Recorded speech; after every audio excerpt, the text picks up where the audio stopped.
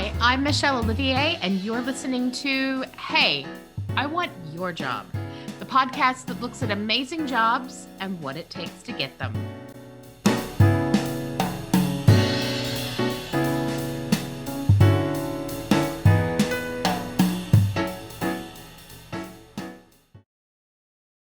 Hey, welcome to Hey, I Want Your Job, except today that is a lie. Mike Conley, I really don't want your job, though I have hired for your job thousands of times, it feels like, over the years. So, Mike, what is your job title? My title is currently Vice President of Software Engineering. Ooh, bougie. And how long have you been in your current position as Vice President of Software Engineering with your current firm? 2.5 weeks, so a very short time, but it feels like it's 2.5 weeks of the start of 10 years or so. And jumping in at that level at a company in the middle of 2021, that is not for the faint of heart, my friend. So let's talk a little bit about all of the usual. So first of all, what are you VP of Software Engineering? What space are you in? So education tech. I will mention the company. It's called UConnect. Okay. This is where I work for a company that I've got in touch with due to some minor popularity I got. A CEO reached out to me, didn't even know I was going to have an interview. Okay. Didn't know once I was talking to the CEO, didn't know what it was an interview for. Turned out to be an interview for a VP. It's within the education technology space. We really build products that allow universities, initially, to really help individuals that are motivated to really enter the job force. So give them the tools they need. Take the things that have always been in universities, but were hard to find. Okay. And spread throughout a whole bunch of different people, stitch them all together so they could be offered to the students where they are when they need it. Have some coaching to back them up from the staff and the career guidance, but then direct their experience based on that guidance and really give them the best jump to go from college to career that you can. And as you can probably hear, I've got a passion for that. I can tell, yeah. So one of the things that was important to me was getting a job I really believed in, and I believe in this. That's amazing. And we will talk more offline because I have some connections to universities, including my beloved alma mater, where they are struggling with exactly that kind of relevance. Post-COVID, I think particularly where you're seeing a lot of people question the price tag of universities and having that kind of relevance. So we will talk further, Mike. Okay. I have many questions. But this interview is about you, not about your products. So you were very humble and you said, oh, I had some minor popularity with a post.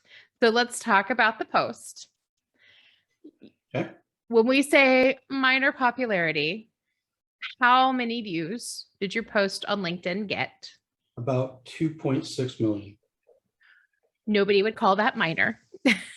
And I know that from that, like, the world changed, right, for you, because you and I have kind of talked before the post, after the post, and like everybody came to you. In some ways, it's absolutely no different. In other ways, it has changed tremendously. Some of the things have changed are really, it's a joke with my wife now that I'm LinkedIn famous. You are? I don't know that I'm... You're internet famous officially. It's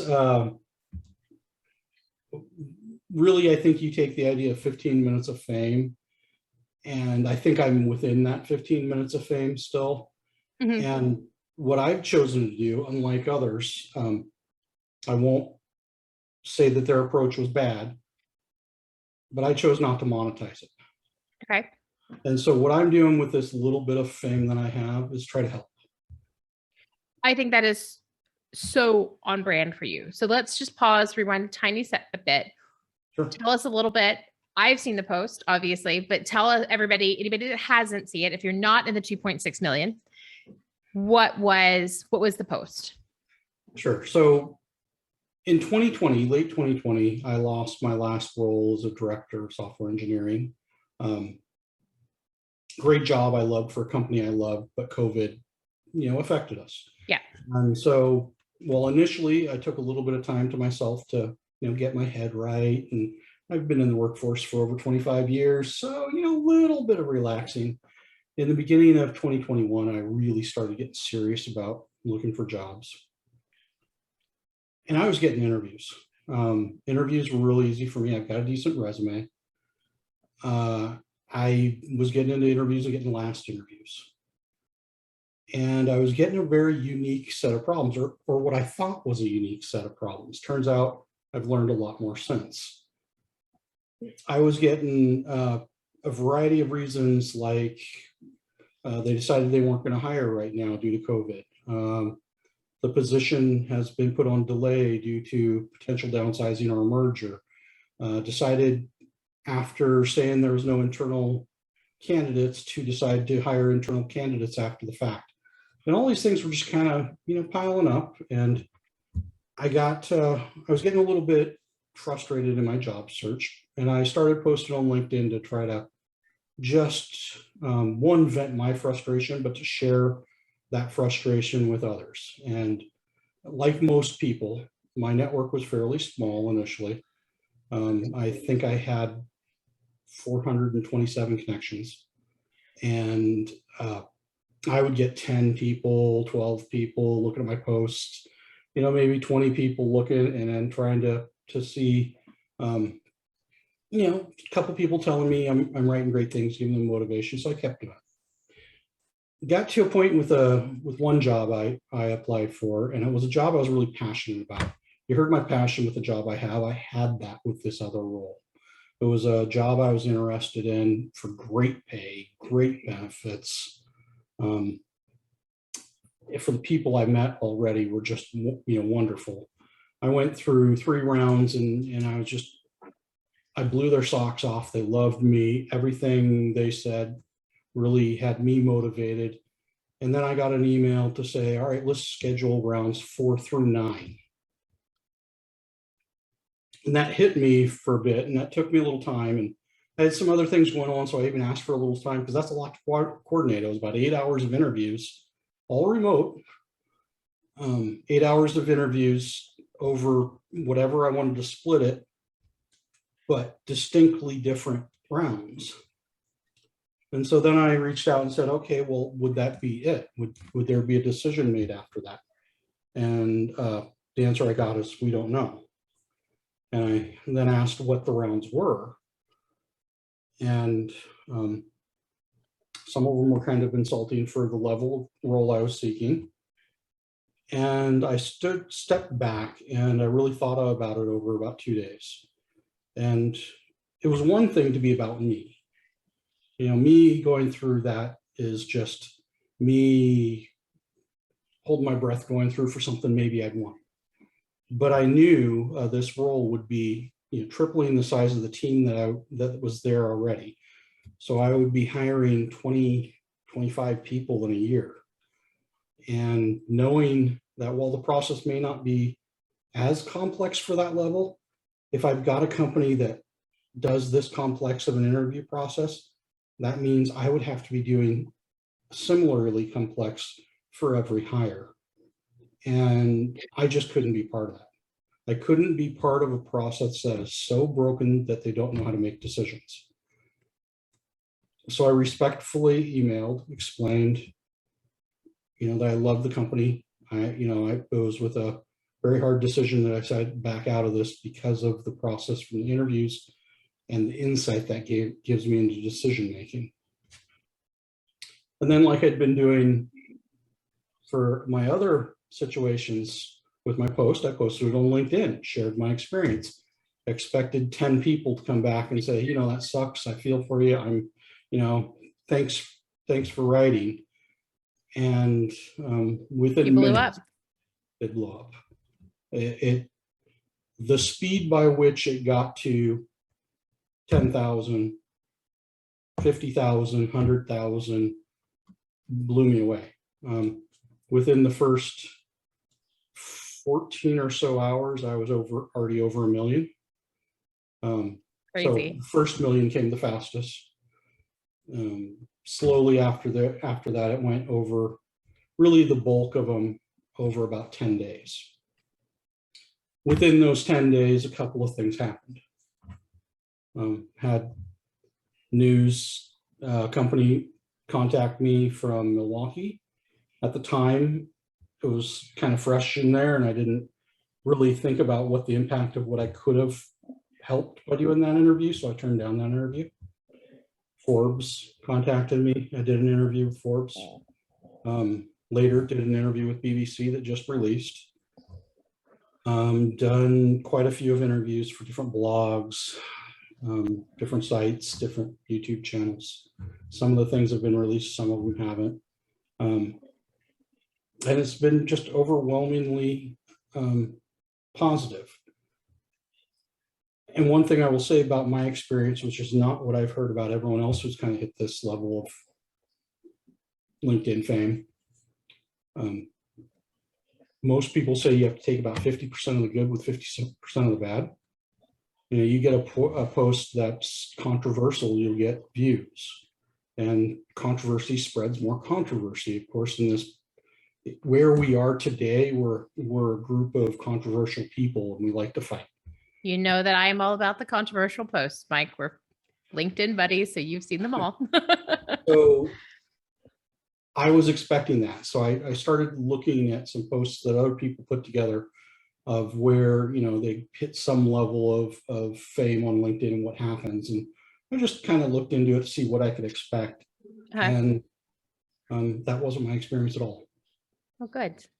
My experience has been 99.9 to the farthest I can count positive. I have thus far, out of, I don't even know how many public comments now, 5,000 or something around there. I've seen 2 that were less than positive. One was belligerent, someone that other posters really Take care of for you.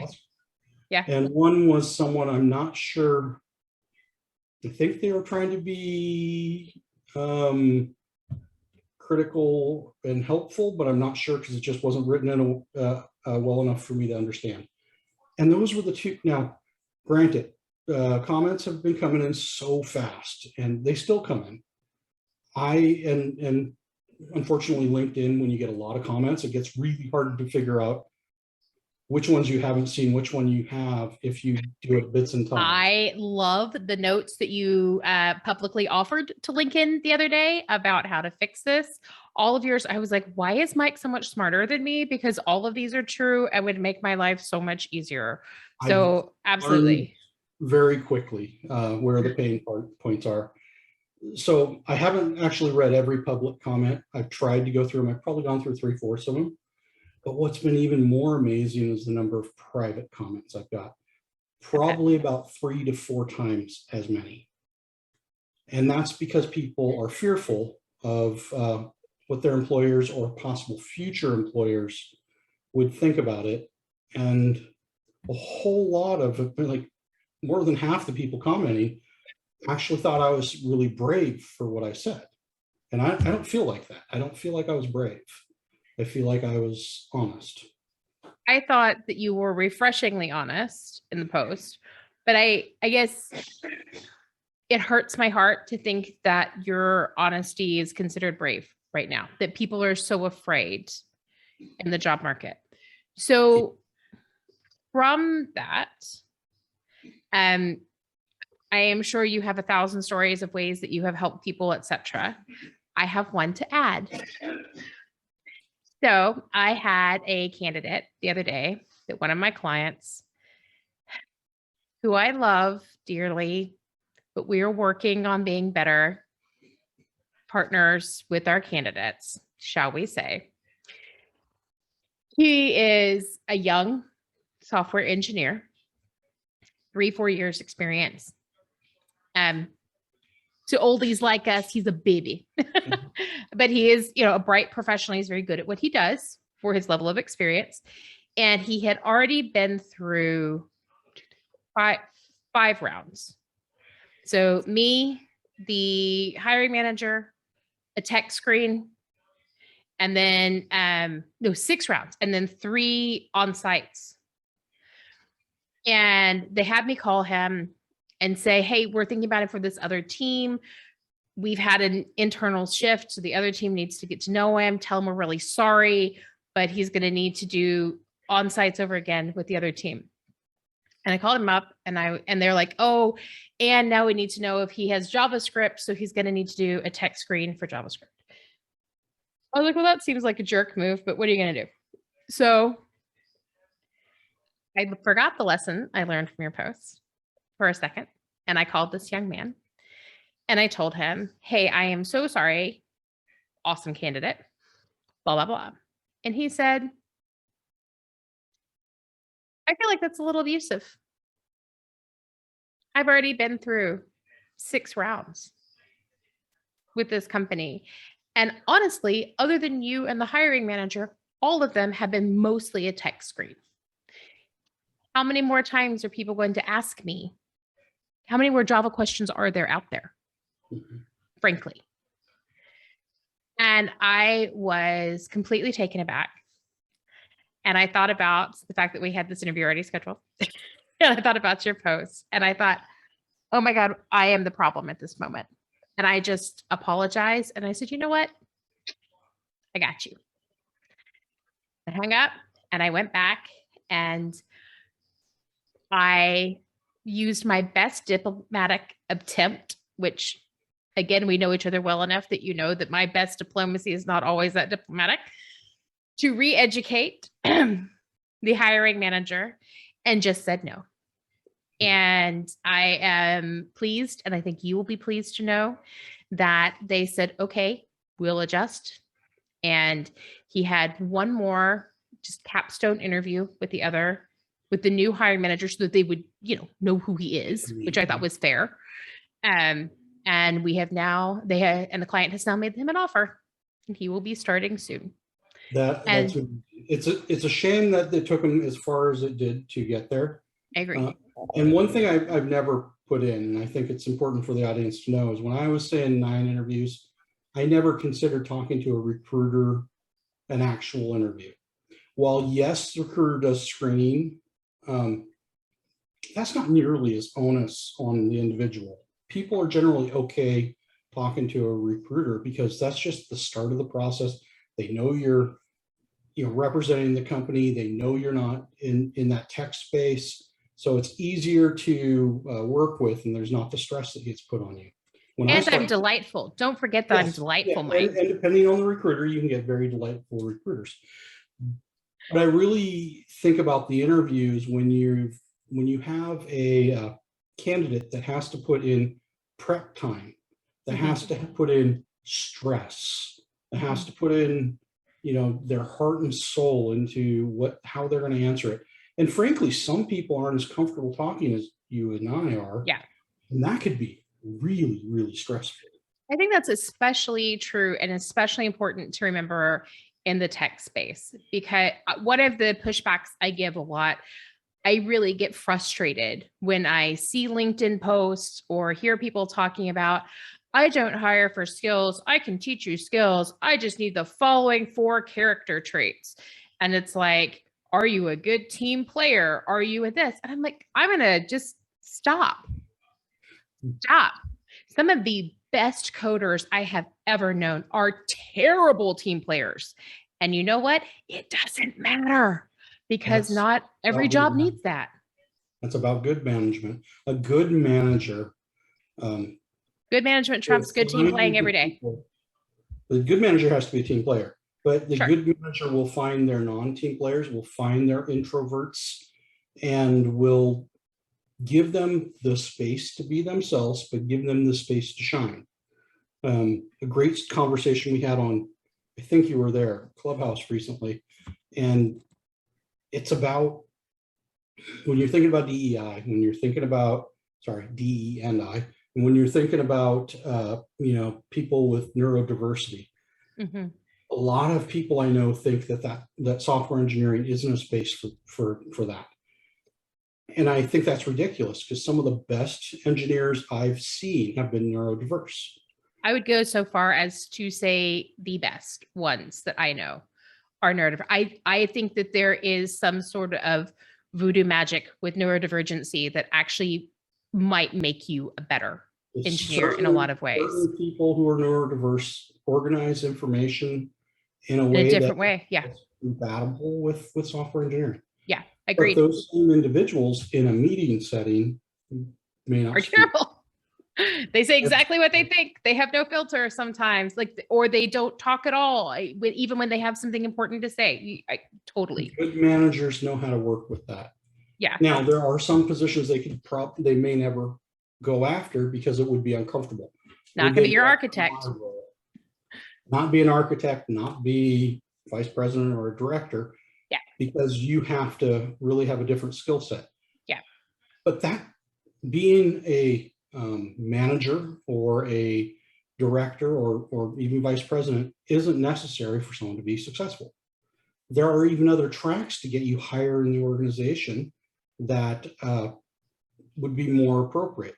Not like a lot of people say is just make people who've been in engineering a while be architects. That's another skill set. But there are such things nowadays as staff engineers, principal engineers. And those roles can be people that are just super focused on the code. They do need to share and they need to work with people, but it's usually on a one-on-one basis, which is much easier. But I think that it's more comfortable space to be as a subject matter expert as opposed to being responsible for the soft elements of being a manager, of, career development and helping you grow, et cetera. That's just a very different skill set. And I know you and I are both really passionate about please stop making your best individual contributor the manager just because they're a great individual contributor. Please stop. It's a terrible plan. And I don't care what industry you're in, what sector you're in. And I think I was talking to a candidate the other day who, by all appearances, is a fantastic individual contributor, right? Like one of those people that just has glowing reviews from everybody they've ever worked with on LinkedIn, et cetera. Then 10 minutes of talking to him, Mike, I could tell he was definitely not ready to be a manager. Yeah, I don't want to say he was never going to be that guy, but I would strongly suspect he was never going to be that guy. And that's okay. That's absolutely okay. But in his head, that was the next step. And to be honest, we don't train that, right? No. So when you're a software engineer on a software engineering team, the skills you're going to focus on are what are the technology I need to know to further my career and to further this product. And that's appropriate. So to say you go from that mindset, continual learning around a product, continual learning around technology, and all of a sudden flip a switch to be a people manager on top of that. It's not a total natural switch. You have to put work into it, and not everybody's cut out for that work. And that's absolutely fine. And I also again, everything as a recruiter comes back to our world. But so, from that perspective, one of the things that I see a lot is I see managers who get thrown into being managers and are never taught succession planning. They're never taught how to grow talent, or they're very smart people, but nobody has ever sat down and pointed out that, hey, hiring a principal engineer, way more difficult, way more expensive than hiring a junior engineer. So how about we create an environment that turns junior engineers into principal engineers that still want to work here, so we can stop having to pay for these guys up here. And again, smart people, if you said that to them, they would be like, oh my God, tell me how to do that. But as you said, it's not intuitive, right? This is a skill. It takes the skill of looking beyond the now. And that takes practice. You know, a lot of software engineers are really at the space of now and tomorrow, not next year, 2 years, 5 years. And I And so think that's why you need leaders to really be able to do that. And I think there's a strong argument to be made that you kind of want the bulk of your software engineers focus on today and tomorrow. I mean, that is the entire principle of a sprint, right? Is that we focus on the now and we don't worry about tomorrow. That's the difference between strategic and tactical. And unfortunately, too many people don't understand that difference. Strategically, we want to talk about the long run, where the business is going, where even the technology is going in the long run. And the strategic is how do we implement a piece of the long run? And really, leaders need to understand the difference between those two. There's not one roadmap, there's two. One's strategic, one's tactical. There's not one way of looking at how we do business. There's two. There's the macro and the micro. And leaders need to actually understand the difference. And it takes being able to step back and look at the macro so that you understand that if I were to do interns, bring interns in as juniors and scale them up, you have to look at the long run when you're talking about how that pays off.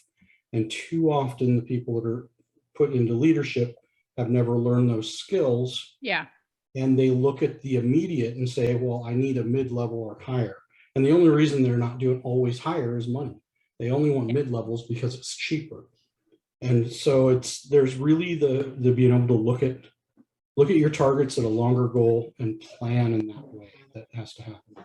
I also think that one of the things that I get frustrated with is I think and really believe in my core of cores that there is a unique advantage to having people at different levels within your team that is not just financial, but is also the perspective that those people bring. When you have a principal engineer who's been working with the same technology for 20 years or however long, and they're at that level, like they have that tunnel vision, they have those blinders.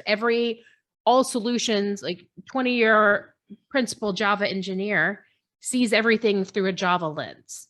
Whereas box everyone in, because there are some amazing principal engineers. There absolutely are. But I think that it is, I think it's, yes. And I think that having, but I think that the broader the spectrum of ability levels that you have, people who have not spent as much time in one wheelhouse are more likely or more inclined to think outside of the box because they don't know the box well enough to think inside of it. And even some of those mistakes that those junior folks are making can be really informative if you let them, I think. Two things for there. One, yes, absolutely, I agree with you. That having the diversity of skill is important, just as important as the diversity of people. Because the different perspectives of individuals bring to the richness of the solution you can provide. And you got to remember, all of us are working I'm working in the college space, right? Super diverse space. Yeah. Solutions need to be considered about a super set of diverse individuals. And just having the same person always work on that, as senior levels, you get boxed in. You want the junior levels, you want the mid levels, and you want the breadth of cultural experience to actually enrich the solution that you get. And that's true on the software side, that's true on the product side. So when you talk product ownership, product management, things like that. I think it's true on every side, because I think that I can't think of a single area where that's not true, because people who are learning ask questions. Yeah, I get it. Yeah. But I mean, people who are learning are people who ask questions, right? And the more questions that you get asked, that's one of I always think like that's one of the things that people complain about neurodivergence. Some flavors of neurodivergency ask a lot of questions. And I have had candidates say to me or hiring managers, oh, so-and-so is so annoying, or like, oh, they're going to think I'm really annoying because I ask stupid questions. I'm like, dude, that's a superpower. I want somebody on my team who questions literally everything, and isn't afraid to just say, hey, why do we use Java for this again? Because the answer may be, Well, because 15 years ago with the product that we had, Java was what made sense. And now we just keep doubling down, even though actually maybe, Susie with the stupid question is right. Do you know what I mean? And so I think that is, I personally, I love that superpower from that area as well. But I want to pick up on something you said a few minutes ago. That's really interesting. So you said, when you were talking about your post and the situation that led to that, you were saying that some of the technical and the things that you were asked to do in the interview were insulting for somebody of your level. As you know, I'm a big proponent of burn all the resumes, hire for skills, give everybody a skill test. So I am not a fan of insult smart people who have been doing things a long time. So talk to me. What is your feeling on that? Like, where is the balance? What makes a skills assessment insulting to somebody rather than just a fair analysis? I won't go into specifics what they ask because Sure. Yeah. could identify them. Just in general. Yeah. But in general, I think it's very appropriate to do a skills test in the right way. Mm-hmm. I don't ever want to hear, and if anyone disagrees with me, talk to me, I'll talk you out of it. I don't ever want to hear someone say, we're going to do an interview, we're going to bring you in and watch you do a coding test. I don't want to see it in person. I don't want to see someone do a coding test while they're watching on camera, putting their poker face on, looking at their LinkedIn or whatever they're looking at when they're not watching someone. You don't hire someone because they can perform in a circus. That's true. You don't hire someone unless, take it back. If you're hiring someone that's doing demonstrations, code demonstrations, they're an evangelist, a technology evangelist specifically, maybe that's appropriate. But if you're hiring a software engineer, you're expecting them to sit in a room by themselves and do code, or at most pair program. You're not expecting them to perform. Yeah. And I've seen the most amazing person, a person I knew personally. I knew they could code almost as well as I could. They were interviewing for a position. I wasn't manager on this team. This was earlier in my career, but I was part of the interview panel. They were on par with me. We could have paired programmed and had fun and done great work together and would have done great solutions. They got in a room and we watched, and they fumbled everything. They couldn't even make code that compiled. They looked like they had never actually programmed. No, they suffered from anxiety at times, and that situation put them into anxiety. And maybe that's an extreme situation. I don't think it's extreme example. I think I've seen that hundreds of times. So. But I've seen it hundreds of times to different extents. And the fact we expect someone to be able to do that and perform well and say we can accurately evaluate them as an employee off that is hogwash. Yeah.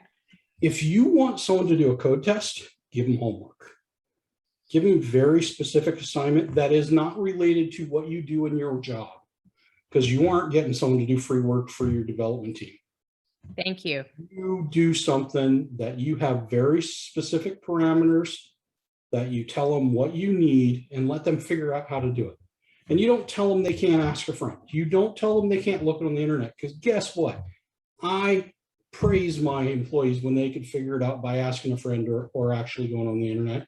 And I want to hire someone who knows how to get work done, not how to spin their wheels and try to figure it out themselves. So be realistic for what you're looking for. You can go on GitHub and grab a piece of code that's exactly what I want in 20 seconds. Rock on, tiny piglet. Fine. You put some tricks in there that you know they had to do something with. Sure.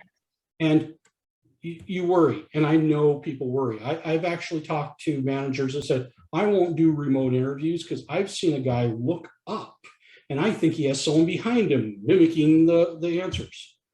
Well, that's just stupid. That's insane. Yeah. Right on top of a 27-inch dual monitor setup that's off-centered and up. So if I look up, I'm actually looking at the camera.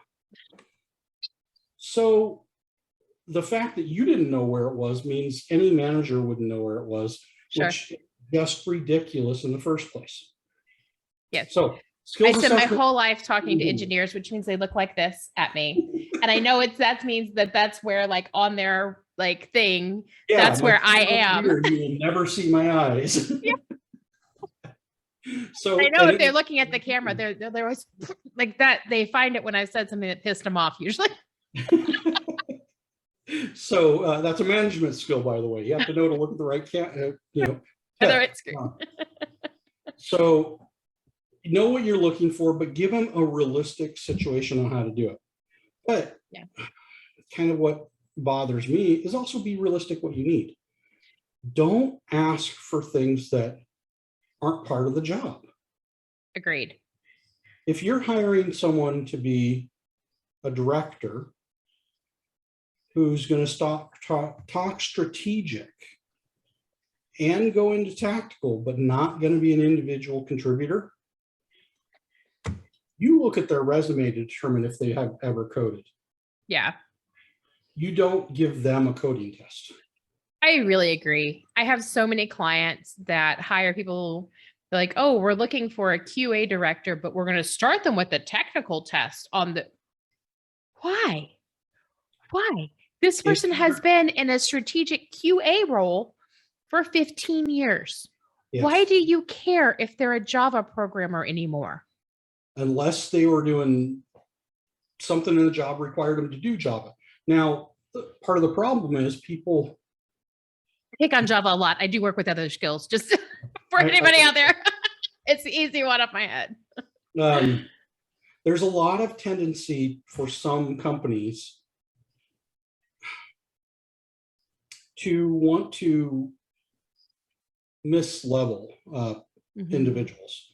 They want to have VPs or directors or even senior managers do individual contributor roles because they think that makes them better managers. No, that makes you have someone who's doing what's called heroing, someone who's going in to solve problems that they should have been able to delegate. That is not sustainable, but it's also going to give you a lower quality product. You know, I think that part of it is there's a lot of the smaller companies in particular and startups I work with, there's this like culture of when it's crunch, and we all roll up our sleeves and we all need to be able to jump in and code and do what have you. And so that's why it's important that everybody's able to do that. It seems to me like you've planned very poorly if you get to crunch and your CTO is rolling up her sleeves to jump in to code. Like, I'll jump in when there's a problem. I won't jump into code. I'm going to jump into a client call. I'm going to jump into talking to a technology vendor. I'm going to jump into doing the things I should at my level to facilitate the work being done for the team that's solving the problem at their level. And that's really understanding the role. And startups blur roles. They do. You're starting. That's putting it gently, but yes. I'm in a startup. One of the reasons I'm in a startup is so I could help mature them. And that's part of what my job is, even beyond what my title is. And that's important. At some point, you got to move from startup to growth, to sustainability, to doing what's next. And that includes maturing your processes, which means including your roles you look for, which means really stopping people from heroing and stopping looking for people that do everything in one position. So, but there's a lot of philosophy that I just throw out there, and some people aren't going to agree with me, and that's okay. But I do, for what that's worth. I get frustrated with this idea that everybody needs to be good at everything. So I'm a very lazy sourcer. I can source. I've done my time. This is the recruitment equivalent of a coder, right? Like, I know how to type a Boolean search. I know how the whole thing works, but I hate it. And I find that things that I hate, I am less good at. over time. I am very good at the strategic things around recruitment, helping hiring managers know how to make smart choices, helping candidates understand what this role is so that everybody is getting together and knowing warts and all what this is, as opposed to being one of the asshole recruiters. It's like, no, don't you love this company? They love you so much. Like, oh my God, you'd be so happy here. You'll be on my Christmas card list. I hate those recruiters so much. So like, but I'm very good at all of those things and doing it in a way that makes the company comfortable, that they're not, that I'm not bad mouthing them, but at the same time, I'm being honest that there's, perks and not perks about any organization. So I get very frustrated when I hear people in my space talking about how any good recruiter worth their salt is also a great sorcerer. Hands up, I am not. I know a great sorcerer. I have one that works with me. She's very good. I have one that is learning who works with me. She's getting okay. And I have another that I work with who is the most amazing sorcerer ever known. Shout out to David. He's the bomb.diggity.com. But I think that for me, part of actually being mature in your role and being mature in your industry is knowing where your strengths and weaknesses lie, having played sufficiently to your strengths to be able to be a value add in that area. And I get really frustrated with organizations that expect people to maintain the same level of excellence throughout all parts of their professional journey. I think that's very disingenuous and not a reasonable ask. It's also impossible. So a great example is I was a rock star programmer when I was a programmer. That does not surprise me. I was a rock star architect when I was an architect. I was a rock star enterprise architect when I was an enterprise architect. Progression of skills there. Mm-hmm. Different things. Now, why was I a rock star enterprise architect? Because I focused on enterprise architecture. Because I learned what it takes to do enterprise architecture. Because I focused my path on enterprise architecture. So my spare time, I looked into it. I read a lot about it. I networked about it. I did all types of great things that make you a great enterprise architect. What did I not do? I didn't keep my skills up as a programmer. And that's okay. When I was a solution architect, I did, because that's different. You're closer. But when you get far enough up in the strategic level, if in order to do that job well, you need to focus on that job. Yeah. And to expect someone to have, I've seen this on, I think one of your questions will even be about it, but I've seen this on job specs,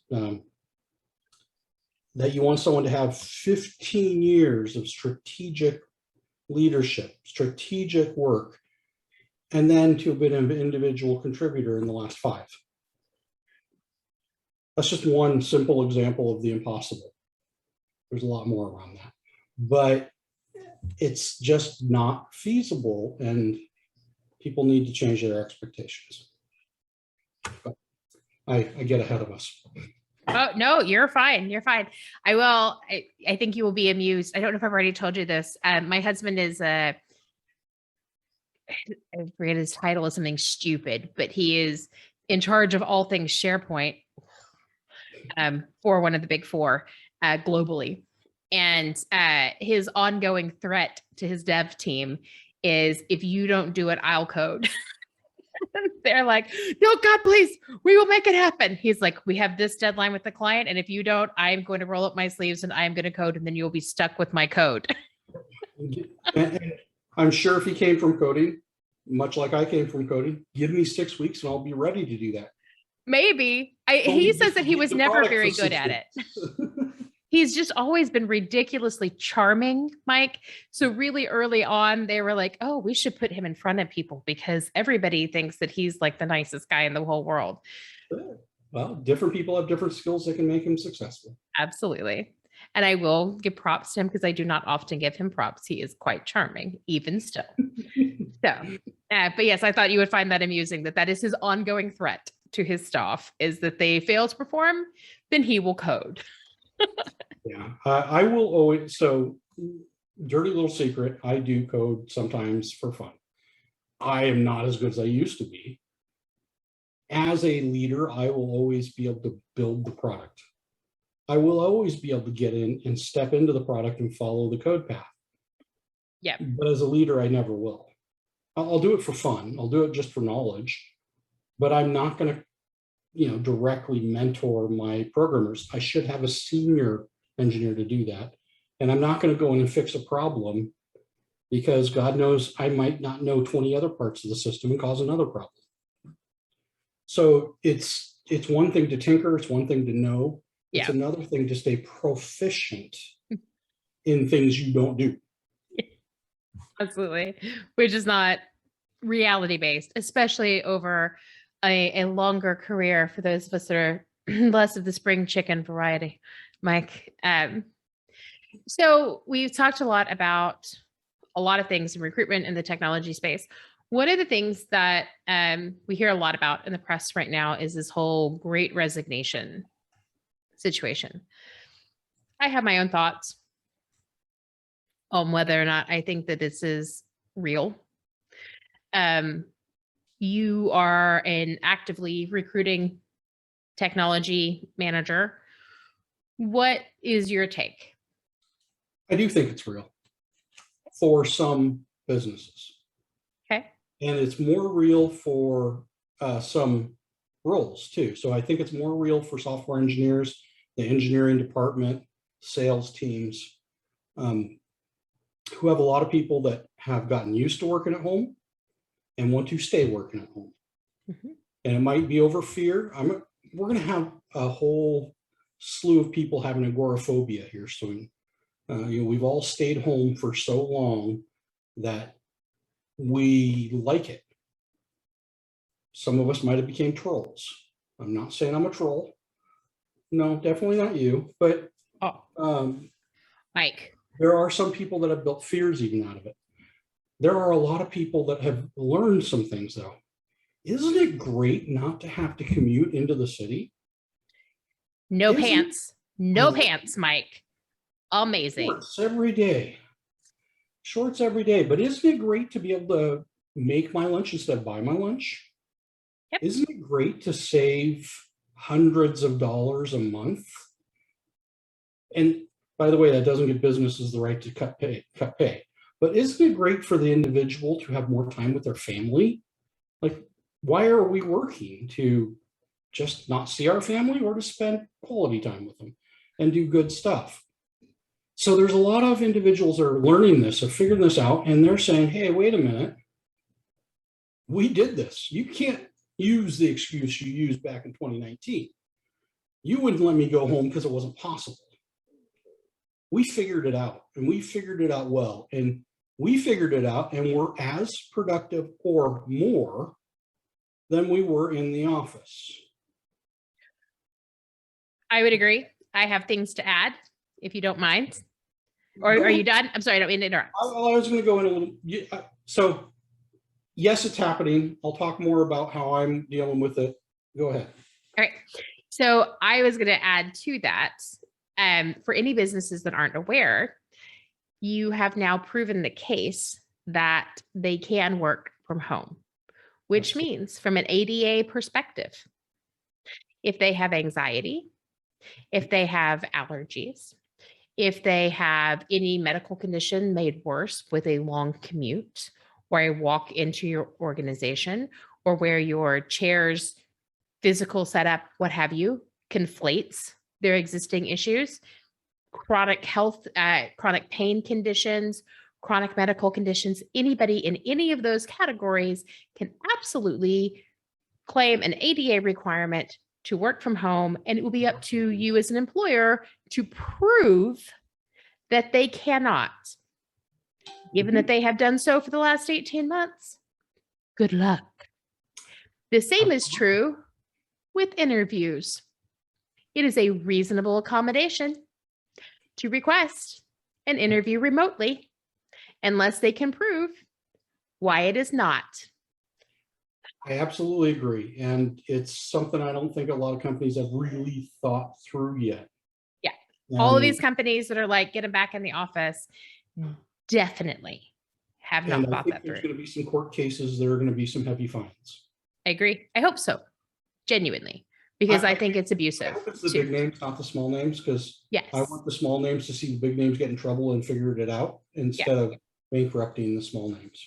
I agree. And then the other thing I would say is I actually agree with you. The great resignation is happening. But what I see and feel is that the organizations that have always been assholes, that we all know who those companies are, didn't stop being assholes in 2020. And so, but people took jobs there, grabbing them because they were scared in an economy that was not robust. And now the market is on fire and they're like, screw it, y'all are assholes, I'm out. And I love that I see every day candidates who turn down interviews with companies that they don't like the cut of their jib, as it were. I have one candidate that I've been working with for almost a year now, who's an amazing candidate. And she has, last I checked, she had turned down, I think, 13 jobs because she keeps getting the offers and she's just like, you know what? No, that's not where I want to work. And it's either she doesn't feel that she's being valued correctly in the market, or because there's something about the organization, the onboarding process, something that comes out at that kind of stage. Because I find a lot of the veneer goes away once they think that, oh, now that we've selected you, clearly now we can just be our actual selves. So I'll say that I've talked to, I mentioned I got so many direct messages and I've had conversations with thousands of people in the last couple of weeks. Wow. Hundreds of those have said, I've turned down roles because I can't get a commitment in the first or second interview that in my contract, it will be stated I will be working from home forever. And so companies be aware, there are people that know their value, that know what they're looking for, and are adamant now that they want to work from home. And we've proven it works effectively, and you can make more money doing it. Yeah. So now what are you doing about it as a manager? Now that we have mutually agreed that there is a great resignation, what are you doing about it? I'm lucky. Part of the problem is you have companies that don't want to move to fully remote or move to hybrid remote and allow employees to stay home. The company I've joined with, UConnect, is fully remote now. Well, let's say they have an office, a small office, that we are considered remote first, but there is a Boston office. I don't know if the Boston office will always be there, but every single employee is working remote right now. And even at the lowest points of the pandemic for the last couple of months before it got bad again, there was only people going into the office periodically, and there was never more than like 2 people in there. And most days, no one. So I've got a culture, and I've been working in a culture of remote well before COVID. So not only do I have a company that's willing to stay fully remote, but I've had the background to understand how to do it when it was hard. And from that, I understand what I have to do to build teams, what I have to do to build relationships. And it's those relationships and teams and that availability of remote work that gives me a leg up from a lot of companies. And so I don't have people on my teams, even though it's a small team now, I'll be growing. I don't have anyone looking to leave. As I get people, I guarantee they won't be looking to leave because I'm wonderful to work with. Besides that, no, I don't think it'll be. It's your humility that draws people in, Mike. That's obviously it. I think that's going to be part of it, but It's also, you have to work with your benefits. You have to work with your pay. The pay has to be fair. Mhm. With a small company, sometimes your benefits aren't as good as a larger company. You've then got to sell people on the company itself.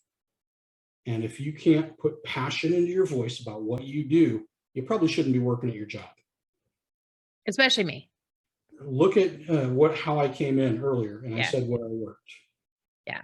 I think I showed a level of passion for where I work. I've only been there for 2.5 weeks. Yeah.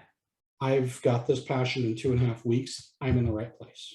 If you can't feel that in your job, please rethink where you work. If you're a manager, you have the ability to keep people remote. You have the skills to build a team and build culture, good culture. And I'm not talking beer and hot dogs. I'm talking real culture. Yeah. If you're able to do that, and you're in a job that you actually believe in and you're passionate about, and you can share that passion with your team, you're going to have a team that sticks around, that cares for you. You're not going to have 100% retention, because that's just not possible. You're going to have someone you that might, shouldn't, because people are going to, like, if you're really caring about your stuff, you're going to have people whose life position changed, that their interest changed, that this just isn't right for them anymore for 1,000 reasons. And instead of being ugly about it, or, you know, lashing out like some employers do, you should just embrace it and be like, hey man, thanks for giving us your all while you were here. We wish you the best. Rock on. So absolutely. well, I should be raising the next me, right? As part of my succession planning, I should be raising the next me. Well, at some point, the next me is going to want to, oh, sorry, my camera's doing weird things. Okay.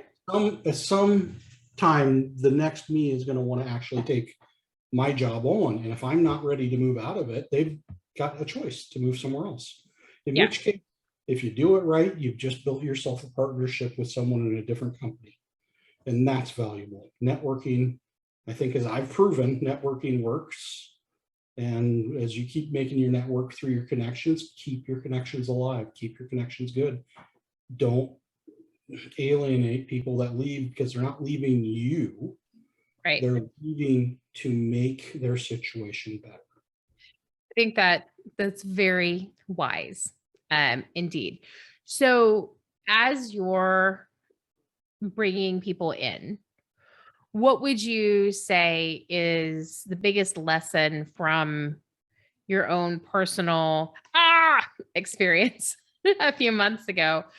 What has changed? How has that changed you as a hiring manager the most?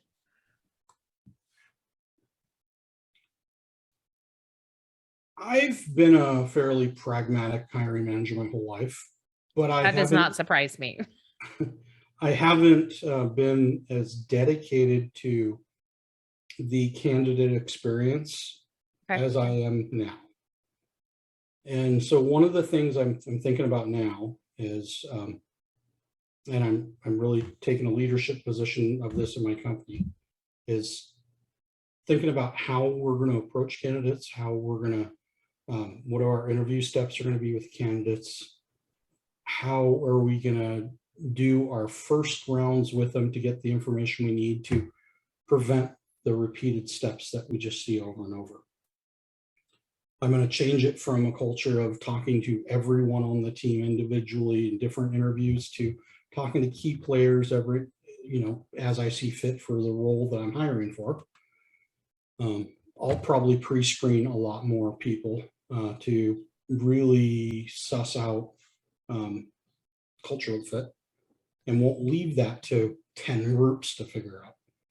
So as you would expect with my post that went viral, that I care about the number of interviews, and that's one thing, but I really care about the experience at whole. That makes me happy to hear, because that's one of my big passions as well. So that makes me happy. When I talk about the experience, and I talked about how if you want to do a skills test for someone, how to do it right, I'm going to do it right. When I talk about testing for the appropriate things and making sure you're realistic about what you're looking for and what you're asking, I'm going to do that. And I'm going to try to make sure we're not asking the same questions over and over to add zero value with multiple people. Yeah. So process, is most of it, but how that process is perceived is really a big part of it. I will say there are some things I'm thinking about doing and my company's thinking about doing that gets us away from doing like the easy button applies as well. You get too many people just clicking the easy button. You know, it's easy to do. You run across the job post, you like it, you think, why not? Click the button. I'm not for a position I'm hiring for right now, but for some other high-level positions that are in the company, we're seeing hundreds of people apply, and we've gotten maybe out of about maybe 5% that are actually qualified. I have to say, so my friend, my colleague, I don't even know what to describe her as, but Liz Bronson, who's been on my podcast previously, who is much smarter than me in general, has her model, which is the same that my company uses. We do not use nor recommend ads for anything over like a labor kind of position. Anything that is in the professional zone, what we have found consistently is that there's just no ROI. That the amount that you spend on a LinkedIn ad, the amount of time between the spend on the advertising and the administrative time to process it, you would be way better off having a really good quality sourcer. And we've done every organization, every company either one of us has worked with, which is at this point is not a small number. Every single time we come out substantially cheaper than advertising and or using contingency recruitment every time.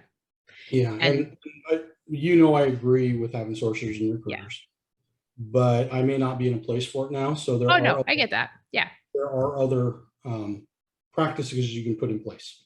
So, but even if aren't there yet, I'm not going to give away what we're doing yet because it isn't fully baked, and I just don't think it would be appropriate. I'll pick your brain offline because I'm intrigued. So think about how you do things to get people to take a couple of steps to make sure they're serious. Yeah. But not make them do duplicate work. Yeah. So I never want to force someone to do, upload a resume and then retype the resume. That makes you think about things and get angry. Yep. But I might want to take you somewhere, make you think about why you want something, really explain to us why you want something, then send us your resume. That's it. We'll talk later because you had me until you said send me your resume. And as you know, I hate resumes. I think that they're not good tools. So I'm going to see offline if I can convince you of alternative solutions. We do have to get job history somehow. We'll talk. We'll talk, Mike. I'm not convinced. I think I can convince you otherwise. You're a smart guy. You listen. So one of the questions I ask everybody goes nicely with the last thing I want to ask you about your thoughts.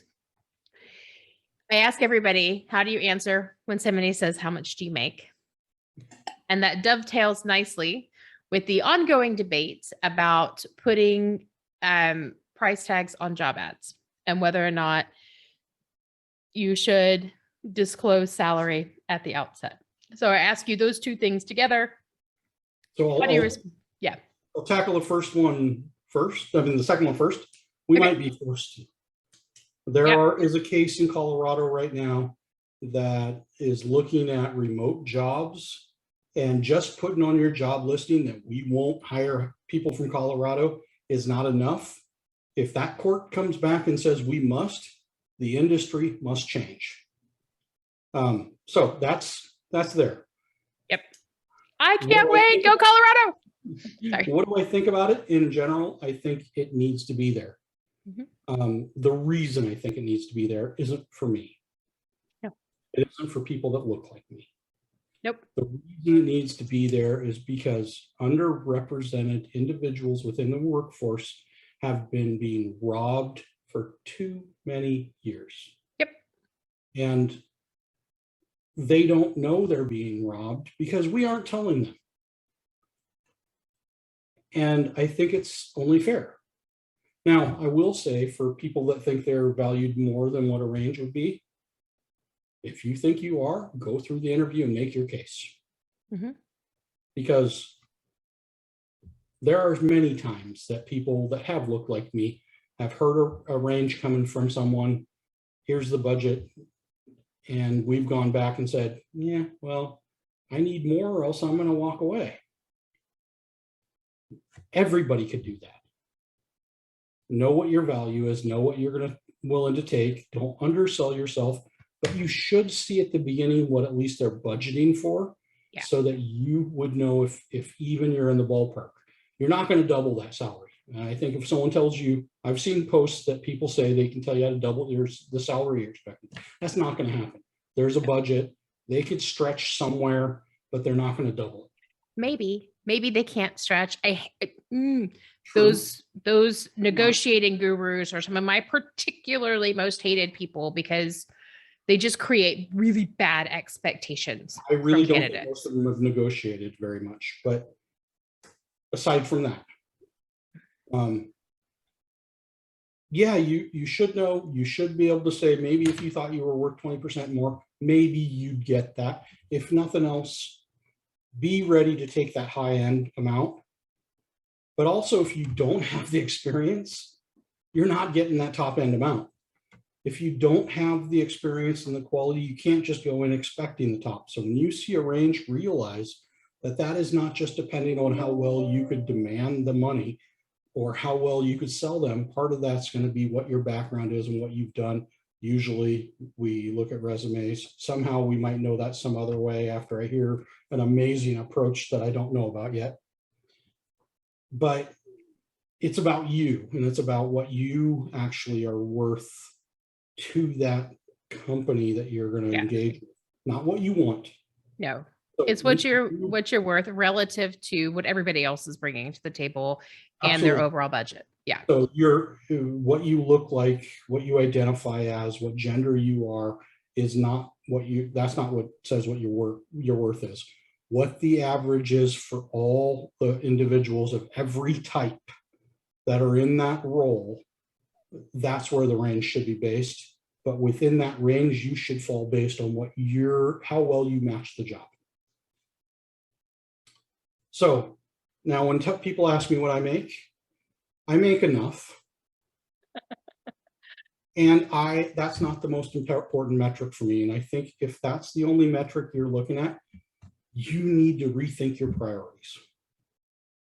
For me, I need to be, and to be fair, when I was younger, I didn't realize this, right?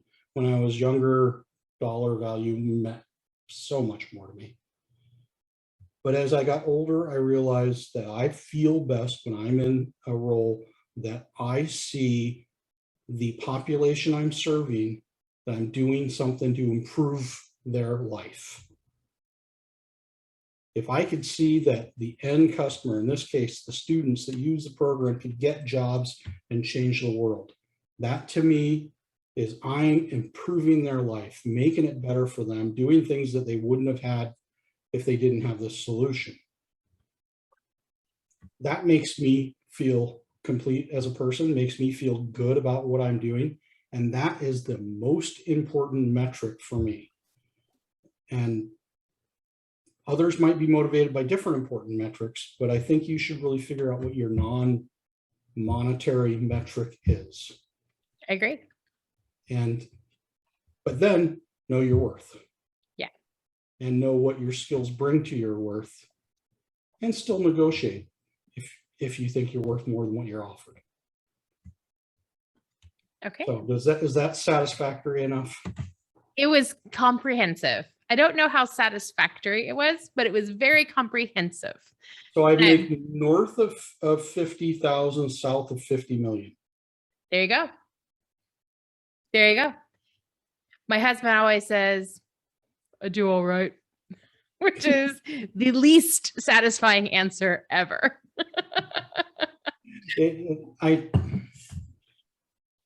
My kids eat. I have a lot of friends and colleagues that are not software engineers. Sure. That aren't making the money that I've made throughout my life. Yeah.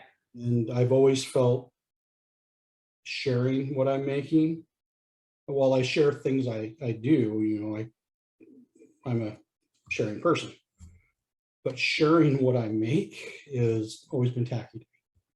And so that's something I tend not to actually talk about the actual numbers.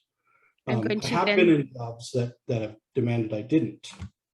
I'm going to plant a seed because you're a smart man who reflects on ideas once they have been planted. So I'm going to plant a seed.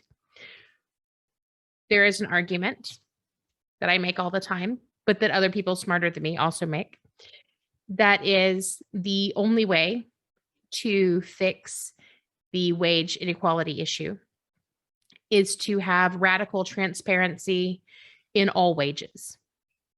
And so that everybody should just range, right? So I totally agree the range should be there. And I think the range for my job should be published.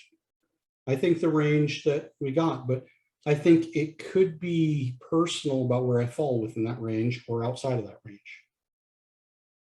Maybe. Maybe that's my upbringing. I've come from a rebellious family. I think that that's a societal norm that's been instilled in us. But I personally subscribe to the belief that it was instilled in us because if we all communicate, big business loses.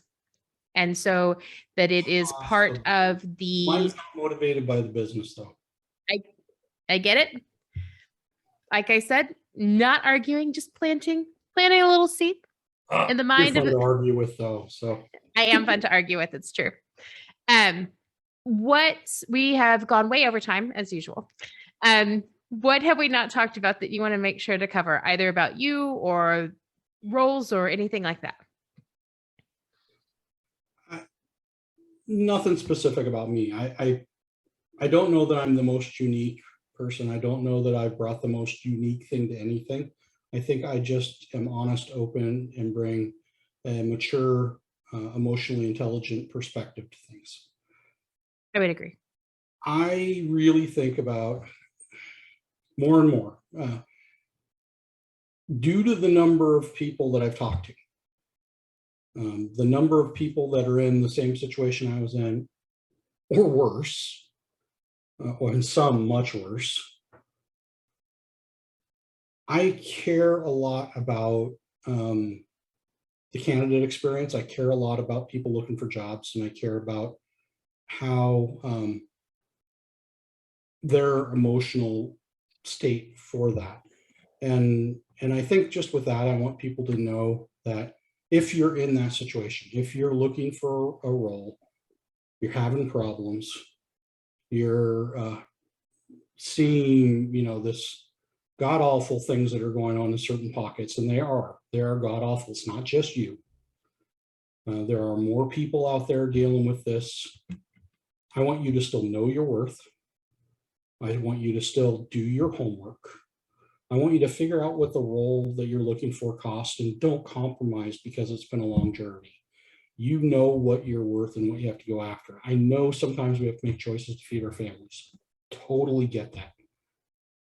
But don't give away your future entirely for that chance. And I think you also need to consider, if you're in that perspective where you need to take something because you're feeding your family, don't stop looking.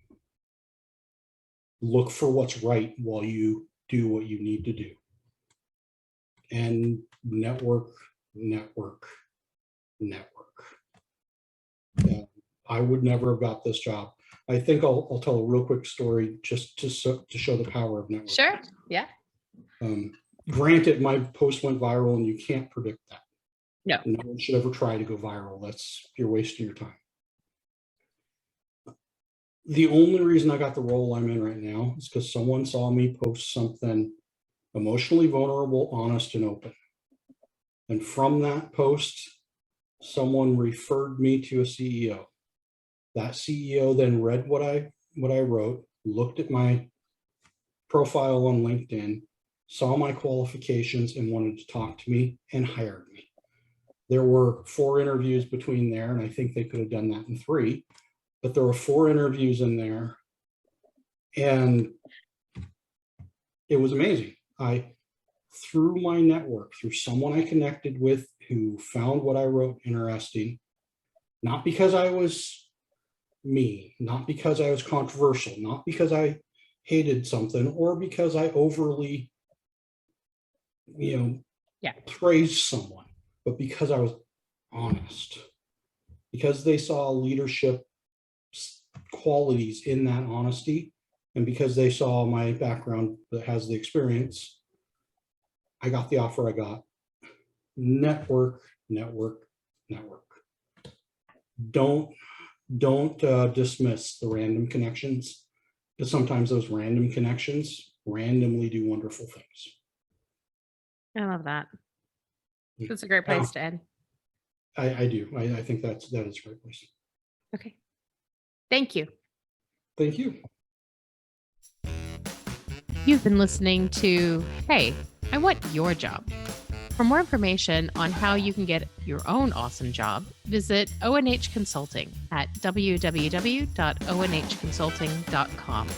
We offer incredible resumes, no-nonsense career advice, and real-world tips for landing a job in today's market. Check us out on LinkedIn, Twitter, Facebook, and Insta for more insider information.